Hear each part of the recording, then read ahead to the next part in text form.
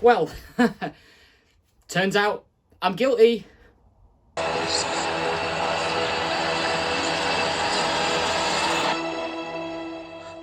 You don't have to be afraid.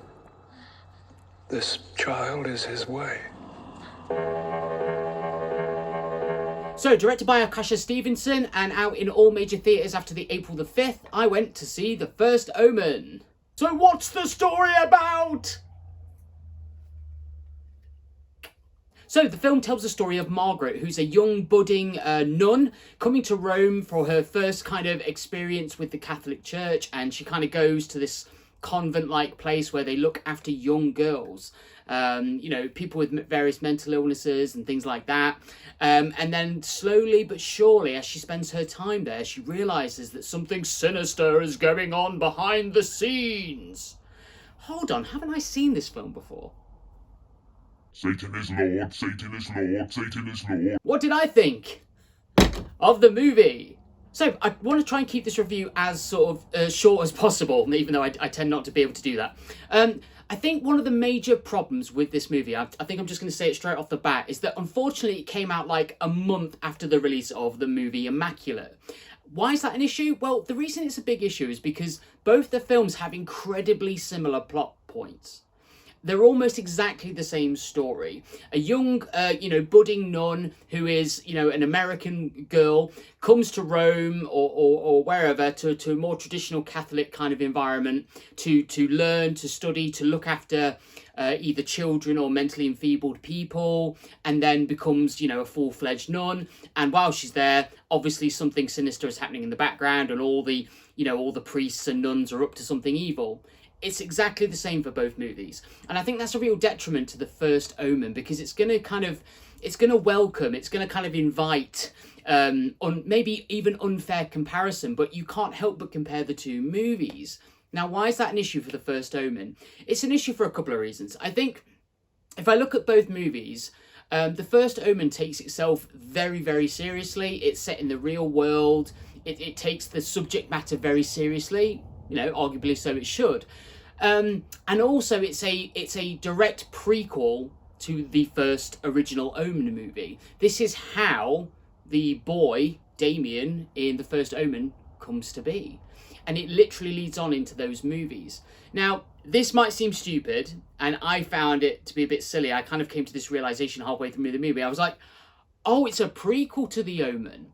For some reason, I got it into my head that this movie would actually be kind of like its own standalone thing, like its own little story about maybe the first time the devil tried this thing out, tried to impregnate a mortal lady. I don't know. I just had it in my head that it would be a different kind of movie.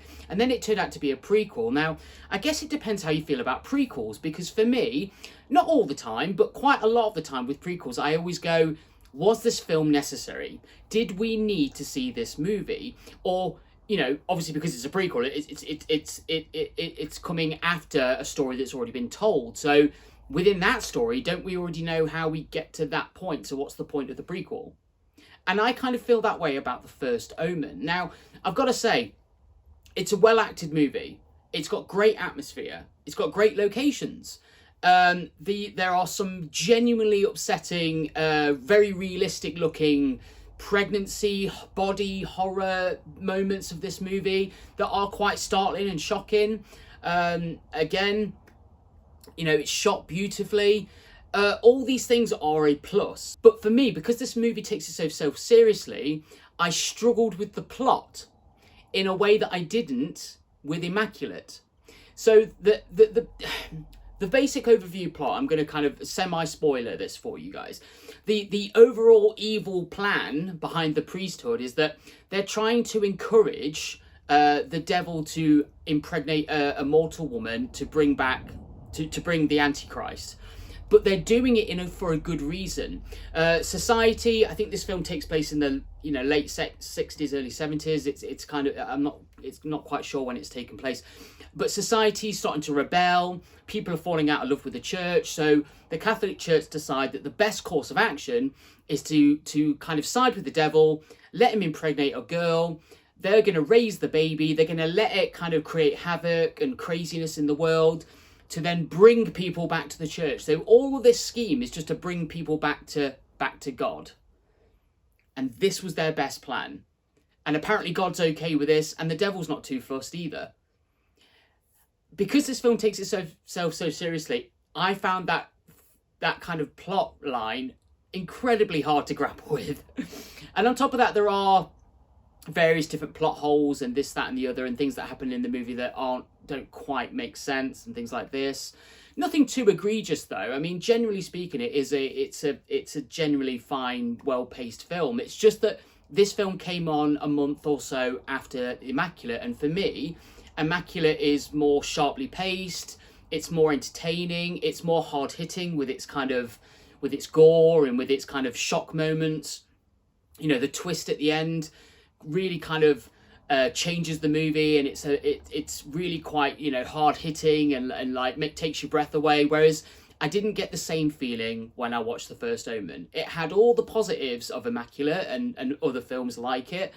But for me, it being a prequel, a direct prequel, didn't really work. There were some plot inconsistencies, and the twist I saw coming from a mile off. And again, really because of Immaculate. We've seen this film. You know, if you've seen Immaculate, you've seen this movie, unfortunately. And I think it's a real shame for The First Omen, because if they could have put this off a bit longer, or could have got it released first, we might have seen this as the better film. But obviously in hindsight, who knows?